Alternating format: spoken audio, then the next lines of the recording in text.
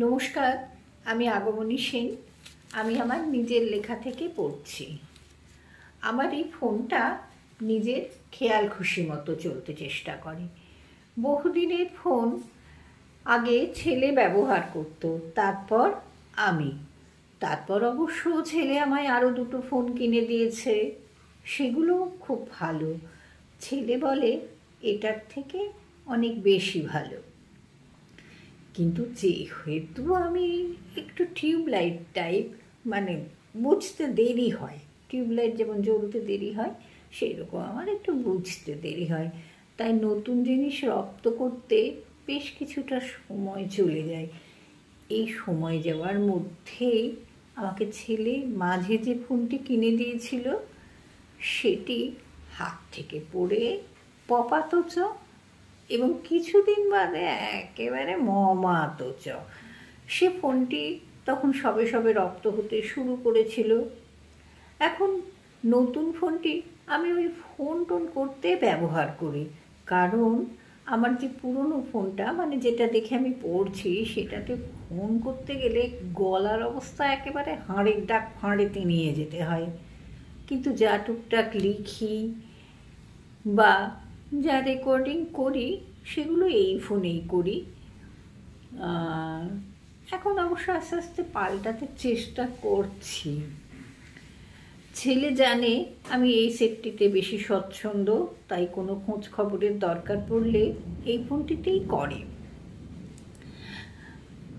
এত কথা লিখলাম একটাই কারণে, কারণ এক রোববার, মানে ও দেশে তখন শনিবার রাত্রি 10টা সাড়ে 10টা নাগাদ আমি ছেলেকে ফোন করি। ও তখন ঘুমোচ্ছিল, ফোনটা ধরতে পারেনি। তারপর সোমবার সকাল থেকে আমায় ফোনে কেবলই মেসেজ করছে, ফোন করছো না কেন, ভালো আছো তো সবাই। তারপরে ফোনও করে এই ফোনেই। ফোনের রিংটোন স্বয়ংক্রিয়। এই ফোনটার আর কি। স্বয়ংক্রিয় বলতে সে নিজের ইচ্ছে মতো বাজে, আবার নিজের ইচ্ছে মতো মিউট থাকে।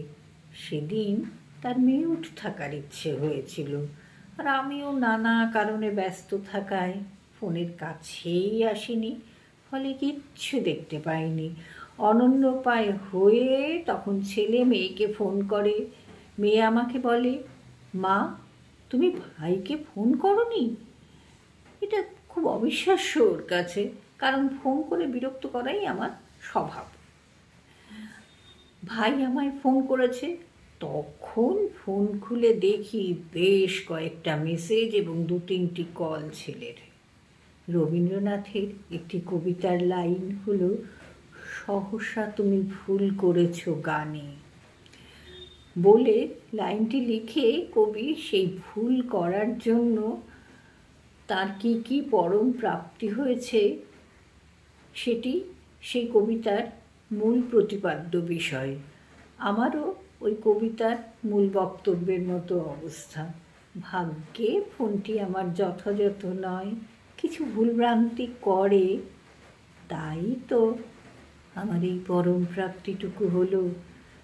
ছেলে মেয়ে বড় হলে তাদের অবশ্যই অন্য জগৎ তৈরি হয়, কিন্তু তার মধ্যেও যখন বাবা মাকে মনে রাখে, উৎকণ্ঠিত হয় আমাদের নিয়ে, তখন ভালো লাগে বই কি। নমস্কার।